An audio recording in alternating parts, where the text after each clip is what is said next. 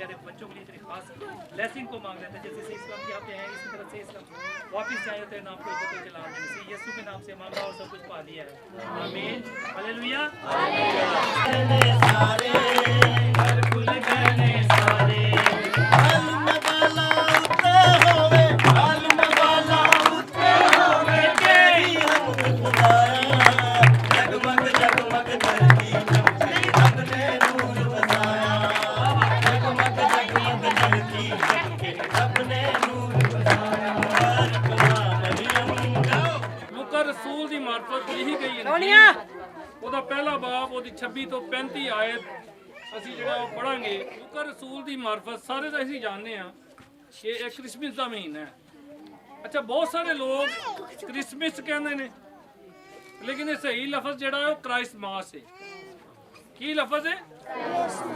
ਕ੍ਰਾइस्टमास ਦਾ ਮਤਲਬ ਹੁੰਦਾ ਹੈ ਮਸੀਹ ਯਿਸੂ ਕੀ ਇਬਾਦਤ का दिन, ਯਿਸੂ ਮਸੀਹ ਦੀ ਇਬਾਦਤ ਦਾ ਦਿਨ। ਕ੍ਰਾइस्टमास सही लफज किसी ਨੂੰ ਤੁਸੀਂ ਬੋਲਣਾ ਹੈ ਤੇ ਫਿਰ ਤੁਸੀਂ ਕਹਿਣਾ ਕ੍ਰਾइस्टमास। ਅੱਛਾ ਬਹੁਤ ਸਾਰੇ ਲੋਕ ਇਹਨੂੰ ਇਸੇ ਵਰਡ ਨੂੰ ਕ੍ਰਿਸਮਸ ਕਹਿੰਦੇ ਨੇ ਔਰ ਬਹੁਤ ਸਾਰੇ ਲੋਕ ਇਹਨੂੰ ਕ੍ਰਿਸਮਾਸ ਵੀ ਕਹਿੰਦੇ ਨੇ, ਕ੍ਰਿਸਮਾਸ ਠੀਕ ਹੈ, ਲੇਕਿਨ ਐਕਚੁਅਲ ਵਰਡ ਹੈ ਕ੍ਰਾइस्टमास। ਇਹ ਸਿੱਖਣਾ ਤੁਸੀਂ ਤਾਂ ਮੈਂ ਤੁਹਾਡੇ ਕੋਲ ਜਦੋਂ ਦੁਬਾਰਾ ਮੌਕਾ ਤੁਸੀਂ ਦੇਣਾ ਨਾ ਮੈਂ ਆਂਦੀ ਰਹਿਣਾ ਹੁਣ ਤੁਹਾਡੇ ਕੋਲ, ਤੁਹਾਡਾ ਪਿੱਛਾ ਨਹੀਂ ਹੁਣ ਮੈਂ ਛੱਡਣਾ ਠੀਕ ਹੈ। ਤੇ ਫਿਰ ਮੈਂ ਪੁੱਛਦੇ ਰਹਿਣਾ ਤੁਹਾਡੇ ਕਿ ਤੁਹਾਨੂੰ ਸਮਝ ਆਈ ਹੀ ਕਿ ਨਹੀਂ ਆਈ। ਕ੍ਰਾइस्टमास ਦਾ ਮਤਲਬ ਹੈ ਤੁਹਾਨੂੰ ਕੋਈ ਪੁੱਛੇ ਕਿ ਕ੍ਰਿਸਮਸ ਦਾ ਮਤਲਬ ਕੀ ਹੈ ਜੀ, ਤੁਸੀਂ ਤੇ ਜੀ ਸੈਂਟਾ ਕਲੌਜ਼ ਦੀ ਪੂਜਾ ਕਰਦੇ ਜੇ, ਤੁਸੀਂ ਤੇ ਕ੍ਰਿਸਮਸ ਟਰੀ ਬਣਾ ਕੇ ਤੇ ਉਹਦੀ ਸ਼ਾਇਦ ਪੂਜਾ ਕਰਦੇ। ਬਹੁਤ ਸਾਰੇ ਲੋਕ ਇਹ ਸਮਝਦੇ ਨੇ ਨਾ ਕੁਝ ਬਹੁਤ ਸਾਰੇ ਲੋਕ ਕੁਝ ਗੈਰ ਅਕਮਾਨ ਦੇ ਲੋਕ ਜਿਹੜੇ ਨੇ ਉਹ ਇਹ ਗੱਲ ਨੂੰ ਸਮਝਦੇ ਨੇ ਕਿ ਸ਼ਾਇਦ ਅਸੀਂ ਸੈਂਟਾ ਕਲੌਜ਼ ਬਣਾਉਂਦੇ ਆ, ਉਹ ਬਾਬਾ ਜਿਹੜਾ ਬਣਾਉਂਦੇ ਆ ਠੀਕ ਹੈ ਸੈਂਟਾ ਕਲੌਜ਼, ਉਹ ਸ਼ਾਇਦ ਜਿਵੇਂ ਕਿਹਾ ਭਾਈ ਭਰਾ ਹੋਣਾ ਨੇ ਠੀਕ ਹੈ शायद ਅਸੀਂ ਉਹਦੀ ਇਬਾਦਤ ਕਰਨੇ ਉਹਦੀ ਪੂਜਾ ਕਰਨੇ ਇੰਜ ਦਾ ਕੁਝ ਵੀ ਨਹੀਂ ਠੀਕ ਹੈ। ਕ੍ਰਾइस्टमास ਦਾ ਮਤਲਬ ਹੈ ਮਸੀਹ ਯਿਸੂ ਦੀ ਇਬਾਦਤ ਦਾ ਦਿਨ। ਮੈਂ ਤੁਹਾਡਾ ਸਾਥ ਵੀ ਚਾਹਾਂਗਾ ਕਿਉਂਕਿ ਮੈਂ ਟੀਚਰ ਵੀ ਹਾਂ ਤੇ ਮੈਂ ਚਾਹਾਂਗਾ ਕਿ ਤੁਸੀਂ ਮੈਨੂੰ ਦੱਸਦੇ ਰਹੋ ਕ੍ਰਾइस्टमास ਦਾ ਕੀ ਮਤਲਬ ਹੈ ਜੀ। ਮਸੀਹ ਦੀ ਇਬਾਦਤ ਦਾ ਦਿਨ ਹੁਣੇ ਦੱਸਿਆ ਮੈਂ। ਕ੍ਰਾइस्टमास ਦਾ ਮਤਲਬ ਕੀ? ਮਸੀਹ ਯਿਸੂ ਦੀ ਇਬਾਦਤ ਦਾ ਦਿਨ। ਕੀ हाँ क्राइस्टमास का मतलब है, क्रिसमस का मतलब है यीशु मसीह की पैदाइश का दिन। ठीक हो गया। हुण तुहाडे को कोई बंदा पूछे कि क्रिसमस का की मतलब है तो तुसीं उहनूं दस सकदे जे कि क्रिसमस का मतलब है यीशु मसीह की इबादत का दिन। हालांकि इबादत का दिन जिहड़ा है वो तो हर वक्त ही जिहड़ा इबादत का दिन है, लेकिन ये खास इबादत का दिन है। ये खास क्यों है असीं इहदे बारे च जिहड़ा वो जाणांगे। ਇਹਨੂੰ ਖਾਸ ਕਿਉਂ ਕਹਿੰਦੇ ਆ ਅਸੀਂ ਇਹਦੇ ਬਾਰੇ ਚ ਪੜਾਂਗੇ। ਲੂਕਾ ਰਸੂਲ ਦੀ ਮਾਰਫਤ ਲਿਖੀ ਗਈ ਅੰਜੀਲ ਉਹਦਾ ਇੱਕ ਬਾਬ ਉਹਦੀ 26 ਤੋਂ 35 ਆਇਤ ਚ ਕੁਝ ਇੰਜ ਲਿਖਿਆ ਹੈ। ਜਿੰਦੀ ਭਾਈ ਬਾਈਬਲ ਦੀ ਸਟੋਰੀ ਇਹ ਵੇ ਕਿ ਮੁਕੱਸਾ ਮਰੀਮ ਨੇ ਕਿਹਾ ਕਿਵੇਂ ਹੋ ਸਕਦਾ ਹੈ ਤੇ ਤੁਸੀਂ ਇਹ ਈਮਾਨ ਰੱਖਦੇ, ਮੈਨੂੰ ਇੰਨਾ ਪਤਾ ਤੁਸੀਂ ਸਾਰੇ ਇਸ ਗੱਲ ਤੇ ਈਮਾਨ ਰੱਖਦੇ। ਖੁਦਾ ਕਹੇ ਆਹ ਵਾਲੀਆਂ ਇੱਟਾਂ ਨੂੰ ਕਹਿ ਦੇ ਕਿ ਇਹਨਾਂ ਚੋਂ ਬੱਚੇ ਪੈਦਾ ਕਰੋ ਤੇ ਹੋਣਗੇ ਕਿ ਨਹੀਂ ਹੋਣਗੇ? ਹੋਣਗੇ। खुदा कैमरे ਨੂੰ कहते भी बच्चा पैदा कर होएगा कि नहीं होएगा? यानी खुदा जिहड़ा आसमान जमीन ते जमीन दी इंतहा दा खुदा है। की है? आसमान जमीन ते ओदी इंतहा दा जिहड़ा खुदा है वो एक कुदरत रखदा है कि वो किसी भी कुवारी चों बेटा पैदा कर सकदा। Hallelujah hallelujah. जदों उन्हें कह दिता, जदों उन्हें ताली दिल कर रहे मारो कोई गल नहीं, ਜਦੋਂ ਉਹਨੇ ਕਹਿ ਦਿੱਤਾ ਕਿ ਜਾ ਕੇ ਉਹਨੂੰ ਕਹਿ ਦੇ ਸਲਾਮ ਦੇ ਦੇ ਮੇਰਾ, ਇਹਦਾ ਮਤਲਬ ਹੈ ਕਿ ਕੀ ਹੋ ਗਿਆ। ਅਗਰ ਬਾਈਬਲ ਮੁਕੱਦਸ ਅਸੀਂ ਪੜ੍ਹੀਏ, ਅਗਰ ਅਸੀਂ ਮੁਕੱਦਸ ਬਾਈਬਲ ਪੜ੍ਹੀਏ ਤਾਂ ਮੁਕੱਦਸ ਬਾਈਬਲ 'ਚ ਸਾਨੂੰ ਇਹ ਗੱਲ ਲੱਭਦੀ ਹੈ ਕਿ ਖੁਦਾ ਨੇ ਇਸ ਜ਼ਮੀਨ ਤੇ ਨਜ਼ਰ ਕੀਤੀ, ਇਸ ਜਹਾਨ ਤੇ ਨਜ਼ਰ ਕੀਤੀ ਤੇ ਖੁਦਾ ਨੇ ਕੀ ਕਿਹਾ? ਹੋ ਜਾ। ਕੀ ਕਿਹਾ ਖੁਦਾ ਨੇ? ਹੋ ਜਾ। खुदा ने क्या चन्न बन जाओ, बन गया। खुदा ने क्या तारे बन जाओ, बन गए। खुदा ने क्या जमीन बन जाए, बन गई। खुदा ने क्या दरख्त बन जाओ, बन गए। खुदा ने क्या यूनिवर्स बन जाए, बन गई। खुदा ने जो जो अपने मुंहों किया वो चीज़ां बनदियां गईयां। किन्ने लोग इस गल ते ईमान रखदे? ਹਾਲੇਲੂਇਆ। ਖੁਦਾ ਇੱਕ ਕੁਦਰਤ ਰੱਖਦਾ ਹੈ ਕਿ ਕੁਝ ਵੀ ਕਹੇ ਤੇ ਉਸ ਚੀਜ਼ ਵਜੂਦ ਚ ਆ ਜਾਂਦੀ। ਹਾਲੇਲੂਇਆ। ਔਰ ਇਹ ਕੌਣ ਕਰ ਸਕਦਾ? ਸਾਡਾ ਖੁਦਾ। ਸਾਡਾ ਖੁਦਾ। ਹੁਣ ਤੁਸੀਂ ਕਹੋਗੇ ਕਿਵੇਂ? ਖੁਦਾ ਤੇ ਸਭ ਦਾ ਇੱਕ ਹੈ। ਨਹੀਂ, ਇਸ ਜ਼ਮੀਨ ਤੇ 18,000 ਤੋਂ ਜ਼ਿਆਦਾ ਖੁਦਾ ਨੇ। ਕਿੰਨੇ? 18,000 ਤੋਂ ਜ਼ਿਆਦਾ ਖੁਦਾ ਇਸ ਜ਼ਮੀਨ ਤੇ ਨੇ, ਲੇਕਿਨ ਸਾਡਾ ਖੁਦਾ ਇੱਕ ਕੁਦਰਤ ਰੱਖਦਾ ਹੈ ਕਿ ਉਹ ਕੁਝ ਵੀ ਕਹਿ ਦੇ ਤੇ ਵਜੂਦ ਚ ਆ ਜਾਂਦੀ। ਹਾਲੇਲੂਇਆ। ਹਾਲੇਲੂਇਆ।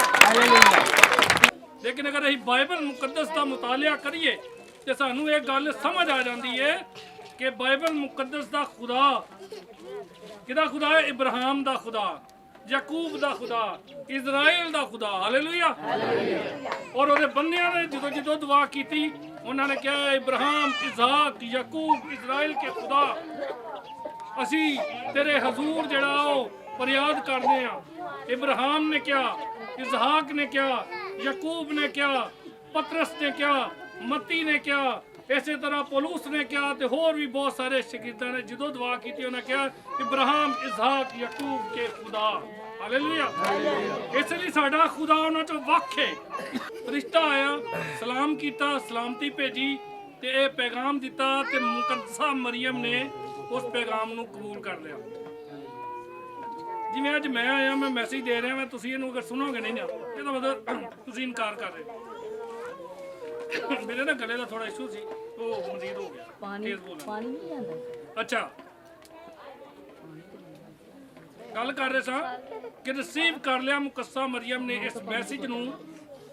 ਜਿਵੇਂ ਮੈਂ ਦੱਸਿਆ ਕਿ ਕੁਵਾਰੀ ਕੁੜੀ ਅਗਰ ਹਾਮਲਾ ਹੋ ਜਾਏ ਤੇ ਮਾਸ਼ਰਾ ਉਹਨੂੰ ਕਹੇਗਾ ਯਾਰ ਇਹ ਗਲਤੀ ਇੰਝ ਹੀ ਹੈ।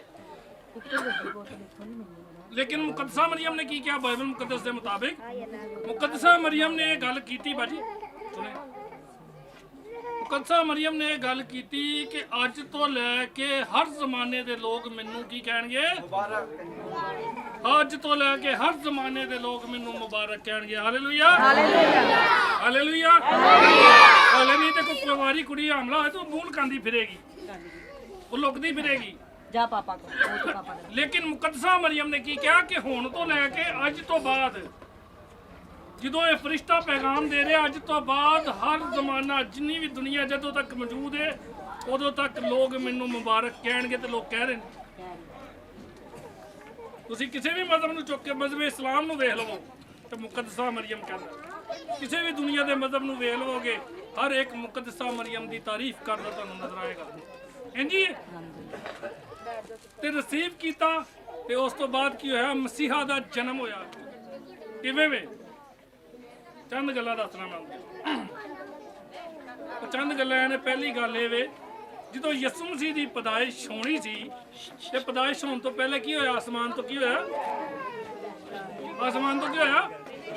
ਕਿਸੇ ਨਬੀ ਪੈਗੰਬਰ ਦੀ ਪੈਦਾਇਸ਼ ਤੋਂ ਪਹਿਲੇ ਕੋਈ ਫਰਿਸ਼ਤਾ ਨਹੀਂ ਆਇਆ ਜ਼ਮੀਨ ਤੇ। ਕਿਸੇ ਨਬੀ ਪੈਗੰਬਰ ਰਸੂਲ ਦੀ ਪੈਦਾਇਸ਼ ਤੇ ਕਦੀ ਕਿਸੇ ਫਰਿਸ਼ਤੇ ਨੇ ਆ ਕੇ ਨਹੀਂ ਕਿਹਾ ਕਿ ਮੇਰੀ ਪੈਦਾਇਸ਼ ਹੋਣੀ ਹੈ। ਵਾਹਿਦ ਤੁਹਾਡੇ ਤੇ ਮੇਰੇ ਤੇ ਕੁੱਲ ਜਹਾਨ ਦੇ ਆਕਾ ਲਈ ਯਿਸੂ ਅਲ ਮਸੀਹ, ਰੱਬਨਾ ਯਿਸੂ ਅਲ ਮਸੀਹ ਲਈ ਫਰਿਸ਼ਤੇ ਆ ਕੇ ਦੱਸਦੇ ਨੇ ਜੀ ਉਹ ਪੈਦਾ ਹੋਣ ਵਾਲਾ। ਹਾਲੇਲੂਇਆ। ਐਸੀ ਗੱਲ, ਵੱਡੀ ਗੱਲ ਹੈ। ਵੱਡੀ ਗੱਲ ਤੇ ਵੱਡੀ ਤਾਲੀ ਹੋਣੀ ਚਾਹੀਦੀ ਹੈ।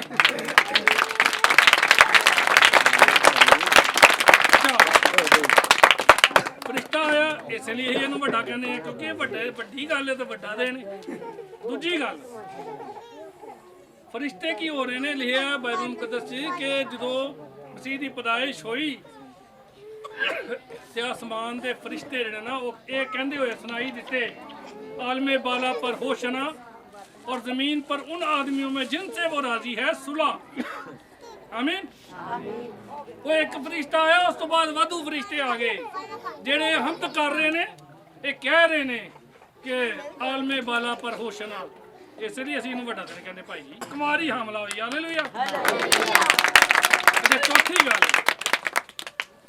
चौथी गल यीशु मसीह हो गए पैदा। उधरों मजूसी, कई मजूसी बाइबल च तीन मजूसी नहीं, तीन पहुंचे सन, लेकिन कई मजूसी वो सन जिहड़े अज जिवें तुसीं साइंसदान कह सकते जी। कई मजूसी आए, बादशाह आए, राजे आए, उन्होंने की किया? यीशु मसीह दे आके ਪੈਰਾਂ 'ਚ ਡਿੱਗ ਕੇ ਉਹਨੂੰ ਕੀ ਕੀਤਾ? ਸਜਦਾ ਕੀਤਾ। ਮੈਨੂੰ ਦੱਸੋ ਕਦੀ ਬਾਦਸ਼ਾਹ ਪੈਦਾ ਹੁੰਦੇ ਨੇ? ਕਦੀ ਵੀ ਨਹੀਂ ਹੁੰਦੇ। ਬਾਦਸ਼ਾਹ ਹਮੇਸ਼ਾ ਬਣਾਇਆ ਜਾਂਦਾ ਹੈ। ਬਾਦਸ਼ਾਹ ਕੀ ਹੁੰਦਾ? अगर नवाज शरीफ बादशाह तो अगो बच्चा बादशाह बनेगा, ठीक है। अगर इमरान खान बादशाह है या वज़ीर आज़म है तो उसकी औलाद बनेगी, ठीक है। यानी बादशाह का बच्चा बादशाह बनता है, उन्होंने बनाया जाता। की किया जाता उन्होंने? लेकिन इतने इंज का कुछ भी नहीं हो रहा। इतने तुहाडे ते मेरे मसीहा जो पैदा ही होए ने ना, छोटे जे बच्चे ही ने हाले ते पैदा होंदे ही लोगों ने उन्होंने कह दिता बादशाह, असीं तैनूं सिजदा करन आए हां। Hallelujah, hallelujah. तुहाडे ते मेरे मसीहा पैदा होंदे बादशाह ने इसलिए वड्डा देना। Hallelujah, hallelujah.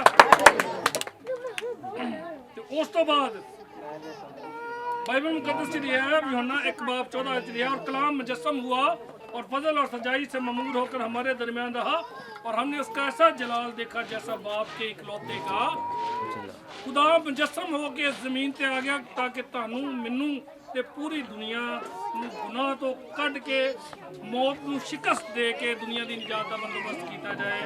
इसलिए वड्डा दिन है। हालेलुया, इसलिए वड्डा दिन है। ते आओ अज ये अहद करिए, अज ये अहद करिए कि इस वड्डे दिन नू शराबा ना नहीं मनाना। बहुत सारे लोग ये भी गल मैं सुनी है, बहुत सारे लोग ये कहते हैं कि जी जो क्रिश्चियनां दा मसीहां दा जो वड्डा दिन आंदा है तो ये शराब पींदे ने, ये जी डांस नाच रंग करते हैं तो शराबा पींदे ने। इंज हुंदा है? नहीं हुंदा ना। इसलिए ਅਸੀਂ ਉਹਨਾਂ ਦੀ ਗਲਤਫਹਿਮੀ दूर करते हुए वीडियो भी बनाई ने, तो ਅਸੀਂ गलतफहमी दूर करते हुए कहने कि अगर साढ़े चेंज की कोई भैड़ी आदत है, ਅਸੀਂ ਇਹਨੂੰ ਇਬਾਦਤ ਤੇ ਸ਼ੁਕਰਗੁਜ਼ਾਰੀ ਦੇ ਨਾਲ ਹਮੇਸ਼ਾ ਮਨਾਣਾ ਇਸ ਵੱਡੇ ਦਿਨ ਨੂੰ, ਨਾ ਕਿ ਸ਼ਰਾਬਾਂ 'ਚ ਤੇ ਨਾਚ ਰੰਗ 'ਚ। ਹਾਲੇਲੂਇਆ, ਵੱਡੇ ਦਿਨ ਦਾ ਮਕਸਦ ਹੀ ਇਹ ਵੇ ਕਿ ਖੁਦਾ ਦਾ ਬੇਟਾ ਮੁਜੱਸਮ ਹੋ ਕੇ ਆਇਆ ਤੇ ਅਸੀਂ ਸ਼ੁਕਰਗੁਜ਼ਾਰੀ ਕਰਨੀ ਹੈ ਕਿ ਤੇਰਾ ਸ਼ੁਕਰ ਹੋਏ ਕਿਉਂਕਿ ਤੂੰ ਸਾਨੂੰ ਮੌਤ ਦੇ ਚੁੰਗਲ 'ਚੋਂ ਕੱਢ ਕੇ ਹਮੇਸ਼ਾ ਦੀ ਜ਼ਿੰਦਗੀ 'ਚ ਲੈ ਗਿਆ। ਹਾਲੇਲੂਇਆ। ਖੁਦਾ ਅੱਜ ਦੇ ਕਲਾਮ ਦੇ ਵਸੀਲੇ ਨਾਲ ਤੁਹਾਨੂੰ ਸਾਰਿਆਂ ਨੂੰ ਬਰਕਤ ਦੇਵੇ।